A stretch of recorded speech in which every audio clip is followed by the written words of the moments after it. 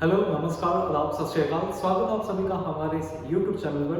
आज के इस वीडियो में हम लोग टॉपिक डिस्कस करेंगे कैलकुलस ऑफ वेरिएशन का। दिसंबर 2023 में एक पूछा गया क्वेश्चन था, बहुत ही ज्यादा सिंपल क्वेश्चन था।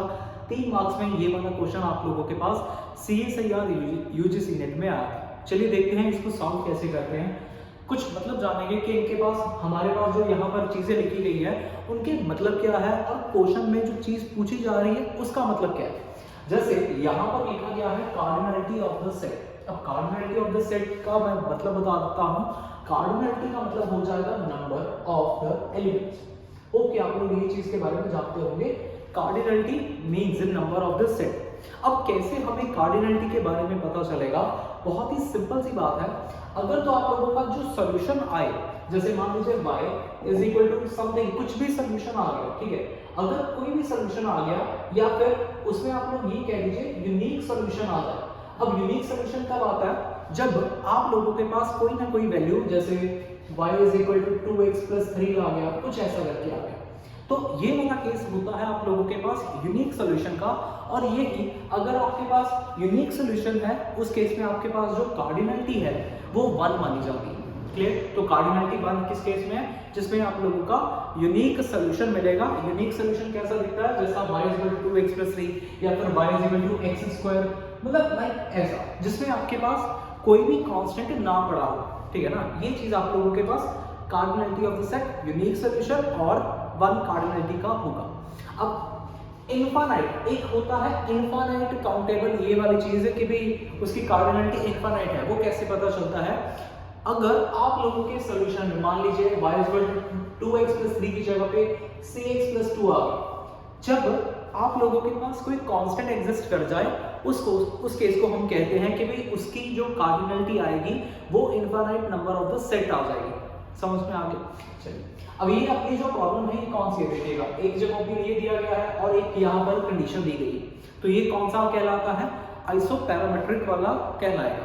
अगर ये आइसोपैरामेट्रिक है तो यहाँ पर इसका सॉल्यूशन कुछ इस तरीके से आ जाएगा। हम लोग कैपिटल F लिखते हैं, कैपिटल F यानी कि F प्लस लैम्डा जी। यहाँ पर जो F आ जाएगा वो आ जाएगा y डैश स्क्वायर लैम्डा, और g जो आ जाएगा ये y वाला आ जाएगा। तो यहाँ से आप लोगों का आ गया F, कैपिटल F। उसके बाद हम लोग आयलर इक्वेशन लगाएंगे। आयलर इक्वेशन, अब वो क्या होती है Euler equation? Curl F by curl y minus d by dx curl F by curl y dash is equal to 0। इस चीज का यूज करके हम लोग यहां से y का सॉल्यूशन निकालने की कोशिश करेंगे। साथ में आप लोगों को कुछ बाउंड्री कंडीशंस भी जो है वो भी गिवन है। इनिशियल वैल्यू प्रॉब्लम है ना, तो यहाँ पर ये कंडीशंस भी अपने पास गिवन है। चलिए करते हैं जी, यहाँ पर इसका डेरिवेटिव, इस फंक्शन का derivative with respect to the y lambda आ जाएगा माइनस d बाय dx। इसका डेरिवेटिव अगर आप करोगे तो ये आ जाएगा 2y डैश, और फिर अगर आप दोबारा से इसी का डेरिवेटिव करेंगे तो वो अपने पास आ जाएगा y double dash is equal to 0। तो ये आप लोगों के पास एक इक्वेशन आ चुकी है और यहीं से हम लोगों को सॉल्व करना है, y निकालने की कोशिश करनी है। देखना y कितना आता है। y आप लोगों के पास आ जाएगा y dash is equal to the lambda upon 2। ये आ चुका। देखिए करने के मेथड तो और भी होते हैं। अगर आप लोग यहाँ पर सॉल्यूशन निकालना होता ना, तो सॉल्यूशन तो बहुत ही इजी तरीके से निकल सकता था, ऑप्शन के साथ निकल सकता था, लेकिन कार्डिनलिटी निकालनी है, पूरा सॉल्व करना पड़ेगा। इंटीग्रेशन करते हैं इसका, y dash is equal to lambda by 2 x plus c, ये आ गया कुछ कांस्टेंट, और y is equal to lambda x square by 4 plus cx plus d। तो ये अपने पास कुछ ना कुछ यहाँ पर कांस्टेंट्स आए हैं, cx प्लस d, ये सारी चीजें आ चुकी हैं। थोड़ा सा इसको मॉडिफाई करके लिख देते हैं। मॉडिफाई में क्या करना है, लैम्डा बाय 4 को कुछ एक कोई नया कांस्टेंट मान लेते हैं, जैसे अल्फा मान लेते हैं, अल्फा x स्क्वायर, यहाँ पर cx और ये अपना d है। क्लियर? अब लगाते हैं यहाँ पर बाउंड्री कंडीशंस, जो इनिशियल कंडीशंस अपने को गिवन है ना, y of 0 is equal to 1, y of 1 is equal to 6, ये लगाते हैं। अगर मैं इसका यूज करूँ ना तो ये आ जाएगा y का वैल्यू 1, x का वैल्यू 0, मेरे पास d आ गया 1। ऐसा करने से d 1 आ जाएगा। यहाँ पर पुट करिए y is equal to 6, x is equal to 1, तो पुट करते हैं, देखते हैं क्या आता है। ये आ जाएगा 1 अल्फा ये तो 6 है ना, तो ये 6 आ गया, 6 अल्फा प्लस सी का तो चलो सी ही आ गया प्लस 1, तो यहाँ से alpha plus c is equal to 5। ये चीजें आ गई, डी का वैल्यू 1 है, अल्फा प्लस सी का वैल्यू 5 है। अभी तक फाइनल आंसर मेरे पास नहीं निकला, लेकिन उसके लिए और क्या कर सकते हैं, एक ये वाली जो चीज है y, यहाँ पर हम लोग वैल्यूज को सब्स्टिट्यूट करते हैं, देखते हैं कि भाई क्या मेरे पास यहाँ पर थोड़ा सा स्पेस कम है, मैं इधर आ रहा हूँ, आप लोग जरूर यहाँ पर नोट करना। देखिए अगर मैं सॉल्यूशन की बात करूँ 0 से 1, y का वैल्यू क्या बन गया, यहाँ पर अगर मैं सारी की सारी वैल्यू सब्स्टिट्यूट कर दूँ तो ये मेरा y लिखा जाएगा, ये था अल्फा, चलो अल्फा क्या लीजिए, alpha x square plus c x plus D, D तो 1 है, चलो ये है मेरे पास, ठीक है। एक कंडीशन ये रही जो मेरा मेन सॉल्यूशन आ चुका है y का, अब वो अल्फा और सी मुझे इवैल्यूएट करना है, उसको बाद में देखते हैं।